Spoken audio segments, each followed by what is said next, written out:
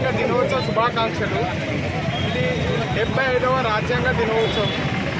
ప్రజలలో పిల్లలలో అందరికీ రాజ్యాంగ స్ఫూర్తిని తెలియజేయాలనే ఉద్దేశంతో పిల్లలని ర్యాలీగా తీసుకొచ్చి మన అంబేద్కర్ గారిని గార్లాండింగ్తో సన్మానం చేసి తర్వాత ప్రజలకు కానీ భావిభావత పౌరులైన పిల్లలకు కానీ మన రాజ్యాంగం యొక్క స్ఫూర్తిని విలువలను తెలియజేయాలనేదే ఈ ర్యాలీ యొక్క ఉద్దేశం.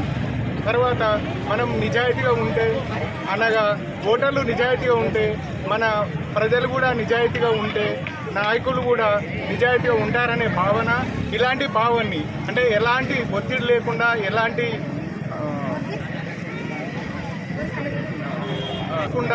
మనము మన ఓటును సద్వినియోగం చేసుకుంటే మనకు నిజాయితీపరులైన నాయకుడు. ఇంతకు ముందుకు యథా రాజా సదా ప్రజ అని ఉండేది.